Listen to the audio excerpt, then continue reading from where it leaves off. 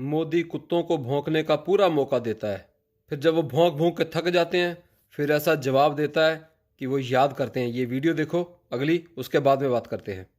और बड़ी खबर मिल रही है, कतर में 8 भारतीयों को मौत की सजा।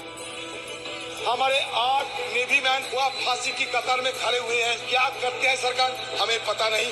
भारत की नौसेना के 8 पूर्व अधिकारियों को कतर में सजाए मौत सुनाई गई है, तो सरकार हाथ पे हाथ धरे क्यों बैठी है?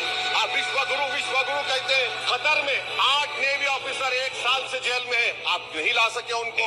और किस तरह की ये भारत सरकार है कि अपने 8 सेवानिवृत्त उच्च अधिकारियों को इस तरह मौत की सजा सुनाने दे। 9 सैनिकों को कतर ने फांसी की सजा सुना दी है, मगर क्या प्रधानमंत्री ने इस बात पर अपना मुंह खोला है? इनको 2022 के सितंबर से सरकार ने कतर में सड़ने के लिए छोड़ दिया है। सवाल उठ रहे हैं कि क्या भारत सरकार के पास इन सभी को सजाए मौत से बचाने का कोई विकल्प बचा है? India says it is deeply shocked. हैरान है आप? किस बात पे हैरान है आप?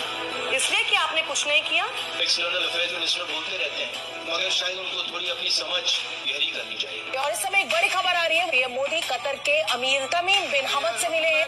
इस वक्त की बड़ी खबर आपको बता दें, कतर ने मौत की सजा पाए सभी 8 भारतीयों को रिहा कर दिया है। मैंने वचन दिया भारत माँ को तेरा शीश नहीं झुकने दूंगा। Without the intervention of prime minister Modi आज हम आपके सामने खड़े नहीं हो रहे होते।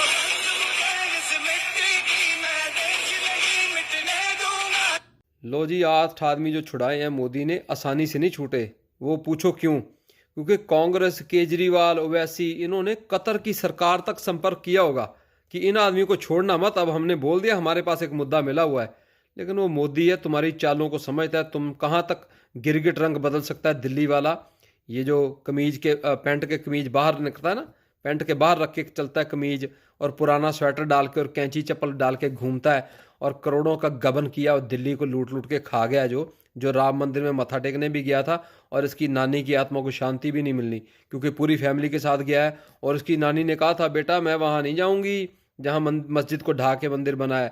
और साथ में भगवंत मान को भी ले गया है, ताकि वो भगवंत मान वही है, भगवंत मान, हाँ बड़ा याद रखना भैया, भगवंत मान बड़े अच्छे सीएम है।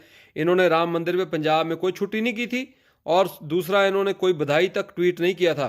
लेकिन ये भी राम मंदिर में मत्था टेकने गए हैं, क्योंकि इनके उस्ताद है ना, जो हमारे होता है, जो टूटी चोरी करने वाला था उसका भी उस्ताद होता है। तो ये भी सारे उस्ताद इन्होंने धारे हुए हैं। गिरगिट है उस्ताद इसका, और ये अपने उस्ताद की मान के वहाँ राम मंदिर मत्था टेकने गया। इसको राम मंदिर में दिल से कुछ नहीं है।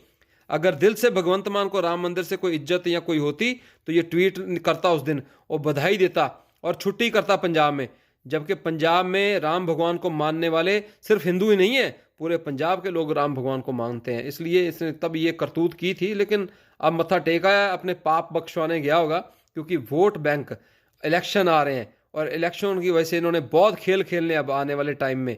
ये केजरीवाल, भगवंत मान और कांग्रेस, बड़े राहुल गांधी बड़े खेल खेलेंगे आने वाले टाइम में, आप सब देखना इसको। लेकिन ये जो 8 बंदे आ गए हैं, ये हमारे देश के लिए फ़ख्र की बात है।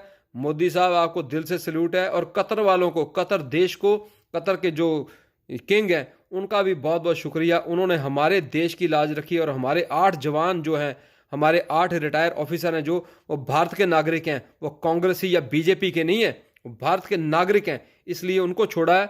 हम उनकी सपोर्ट करते हैं, कांग्रेस बीजेपी बाद में, लेकिन सबसे पहले छोड़ा गया उनको, हमारे भारत के 8 नागरिकों को।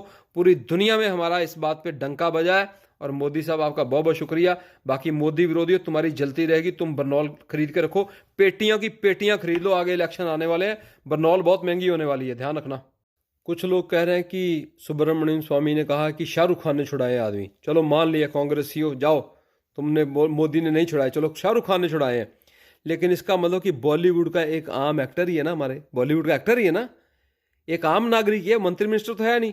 अगर उसके कहने पे छोड़ सकते हैं तो भारत की कितनी ताकत होगी। इसका मतलब वो भी हमारा प्लस पॉइंट है भारत का। और बाकी रही बात कांग्रेसियों, अब ध्यान से सुनो।